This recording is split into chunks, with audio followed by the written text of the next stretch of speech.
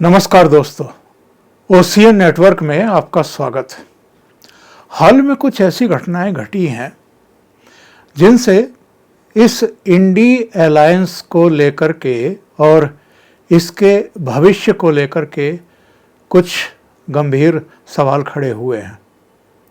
वैसे तो आज तक के एक कार्यक्रम में भाग लेते हुए गृह मंत्री अमित शाह ने ये कहकर के इसकी प्रासंगिकता और इसके अस्तित्व और साथ में इसके महत्व को लेकर के भी गंभीर सवाल खड़े किए हैं कि ये है कहाँ और अलग अलग राज्यों में जो स्थितियाँ परिस्थितियाँ हैं या ऑलरेडी जिन राज्यों में गठबंधन काम कर रहे हैं वहाँ इसकी प्रासंगिकता या इसके महत्व या इसके परफॉर्मेंस को लेकर के जो सवाल खड़े हो रहे हैं उसका कोई जवाब कम से कम इंडी अलायंस के घटक दलों के पास नहीं है, या जो इसे मीडिया के माध्यम से एक प्रेशर मंच की तरह इस्तेमाल करना चाहते हैं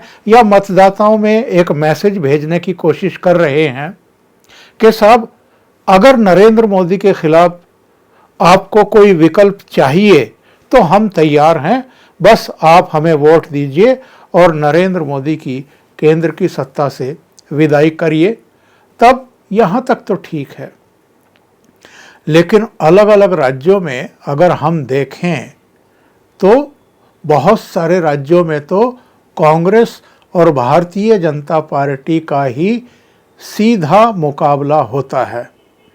तो वहाँ इंडी अलायंस के जो दूसरे घटक दल हैं, जो घटक दल के नेता हैं, मान लिए उत्तर भारत के जो हिंदी बेल्ट के राज्य हैं जहाँ पर भारतीय जनता पार्टी और कांग्रेस का ही एक दूसरे के सामने मुकाबला होता है, लड़ाई होती है, वहाँ भला शरद पवार का, ममता बनर्जी का या इस तरह के जो दूसरे नेता हैं इनके, फारूक अब्दुल्ला से लेकर के तमाम आपके उद्धव ठाकरे, इन सब का क्या रोल हो सकता है, या नीतीश कुमार का ही बिहार के बाहर क्या रोल हो सकता है, ममता बनर्जी का पश्चिम बंगाल के बाहर क्या रोल हो सकता है, या शरद पवार जिनकी पार्टी भी टूट फूट गई है, उद्धव ठाकरे उनकी पार्टी भी टूट फूट गई है, उनका अपने महाराष्ट्र में ही उतना प्रभाव नहीं है कि उनको पूरे महाराष्ट्र का नेता माना जाए या कभी माना गया हो। तो बाहर के राज्यों में उनका क्या है?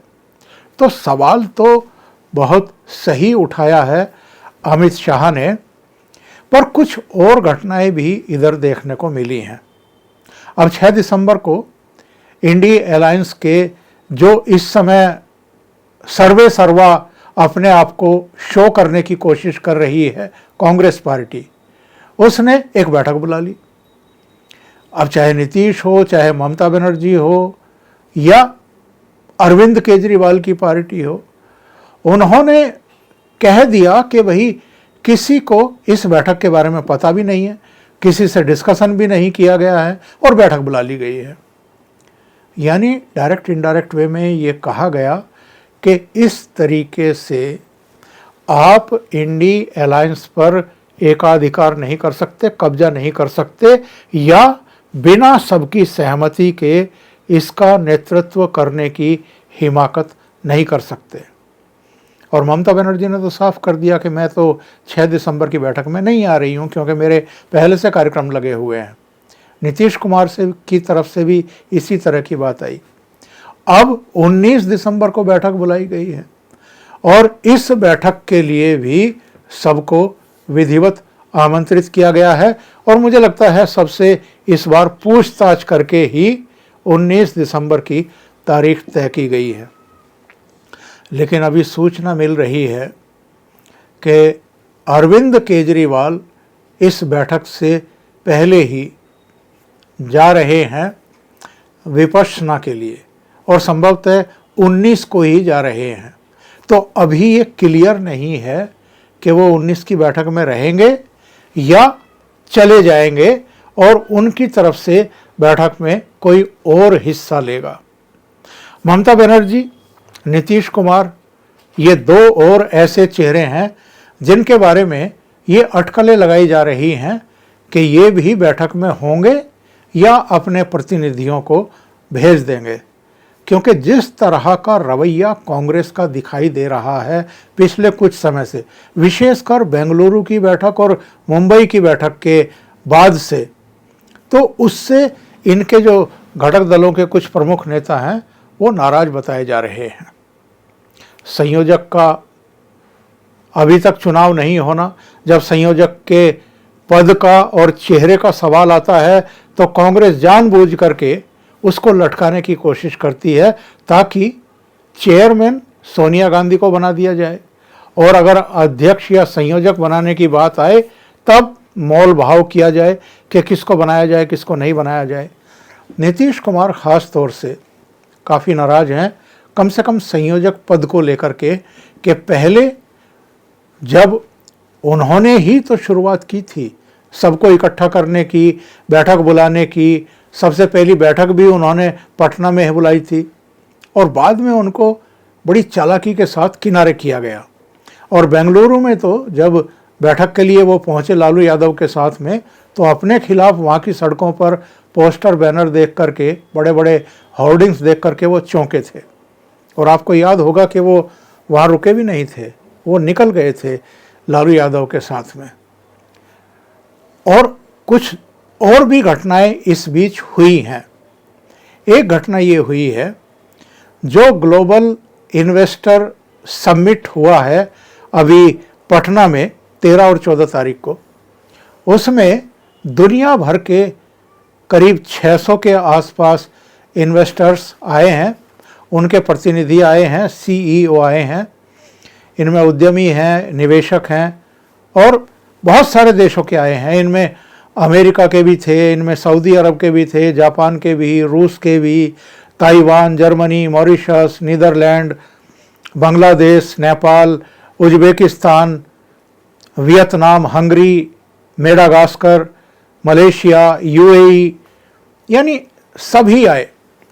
और अडानी की तरफ से प्रणव अडानी पहुँचे, और अडानी ने वहाँ ऐलान किया कि बिहार में उनकी जो कंपनियां हैं वो करीब करीब 800 करोड़ के आसपास, 870 करोड़ के आसपास व्यय करेगी। तो ये अपने बल्कि 8,700 करोड़, 800 करोड़ नहीं, 800 करोड़ से ज़्यादा तो ऑलरेडी वो निवेश कर चुकी है।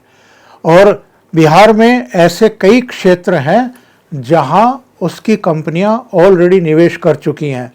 इसमें लॉजिस्टिक्स है, इसमें गैस है, इसमें डिस्ट्रीब्यूशन है, इसमें एग्रो लॉजिस्टिक्स भी है, वेयर हाउसिंग वगैरह है। अब दूसरे कई क्षेत्रों में वो निवेश करने वाला है, ऐसी घोषणा अडानी ग्रुप की तरफ से हुई है।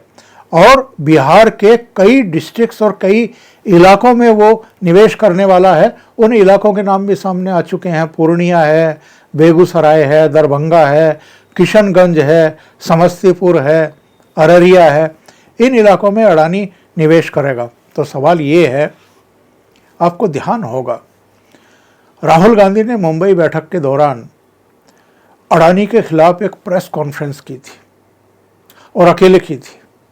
उस समय ये हिंडनबर्ग की रिपोर्ट से इतर कुछ आया था टाइम्स में या कुछ दूसरे विदेशी अखबारों में, और उसको लेकर के इन्होंने हमला बोला था।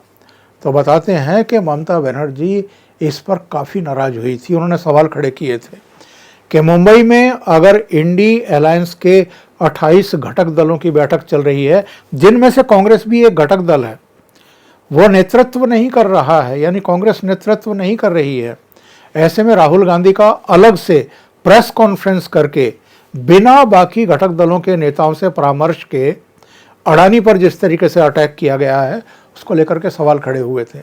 और आप जानते हैं ममता बनर्जी के पश्चिम बंगाल में भी अडानी का निवेश हो रहा है। जब राजस्थान में कांग्रेस की सरकार थी अशोक गहलोत के साथ, अडानी ग्रुप के कई समझौते हुए थे, 60,000 करोड़ से ज़्यादा का निवेश अडानी ग्रुप राजस्थान में लाने वाला था या ला रहा था। तो ये सवाल खड़े हुए थे उस समय कि राहुल गांधी एक तरफ तो अडानी अडानी करते हैं ताकि मोदी को असहज किया जा सके, प्रधानमंत्री को, और दूसरी तरफ इनके राज्यों में अडानी निवेश भी कर रहा है, छत्तीसगढ़ में भी कर रहा था वो। इसी तरीके से नीतीश बाबू अगर अन्य पूंजी निवेशकों के साथ साथ, उद्यमियों के साथ साथ गौतम अडानी के ग्रुप को भी बुला रहे हैं और प्रणव अडानी वहाँ जाकर के 8,000 करोड़ से ज़्यादा का बिहार में निवेश करने का ऐलान कर रहे हैं, तो ऐसे में सवाल तो उठेंगे कि फिर ये राहुल गांधी जो अडानी के खिलाफ मार दुनिया भर का दुष्प्रचार करते रहते हैं, क्या इंडी अलायंस में अडानी को लेकर के या अन्य पूंजी निवेशकों को लेकर के कोई एका है, कोई सहमति है? और अगर नहीं है तो फिर ये बड़े सवाल खड़े होते हैं। एक और घटनाक्रम हुआ है बिहार को लेकर के, ख़ास तौर से एक ओपिनियन पोल आया है। ये टाइम्स नाउ और ईजीडी की तरफ से आया है, और ईजीडी और टाइम्स नाउ ने देश का भी सर्वे जारी किया है, ओपिनियन पोल जारी किया है।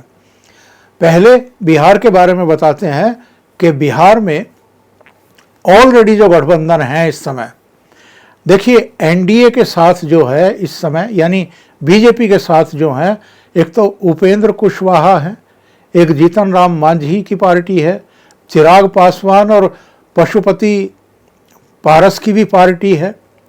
जहाँ तक इंडी अलायंस का सवाल है तो इसमें कांग्रेस है, आरजेडी है, इसके अलावा जेडीयू है और वाम दल हैं, बिहार की अगर बात करें। और जो ओपिनियन पोल आया है वो इनको, यानी कांग्रेस को, जेडीयू को, लालू को, वामपंथियों को, इनको थोड़ा चिंतित करने वाला है। इसमें बताया ये गया है कि एनडीए को, यानी नरेंद्र मोदी के नेतृत्व वाले एनडीए को बिहार में 22 से 24 सीटें मिलने वाली हैं। याद रखिए, लोकसभा की बिहार में 40 सीटें हैं। तो नरेंद्र मोदी के नेतृत्व वाले जो एनडीए है उसको 22 से 24 सीटें मिलेंगी, और इंडी अलायंस को, जिसमें लालू भी हैं, नीतीश भी हैं, कांग्रेस भी है, वामपंथी भी हैं, इनको 16 से 18 सीटें ही मिलने वाली हैं। तो ये एक बड़ा झटका है।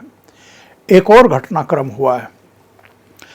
24 दिसंबर को नीतीश बाबू वाराणसी में एक जनसभा करने वाले थे, और उस रैली को उन्होंने अचानक रद्द करने का ऐलान कर दिया।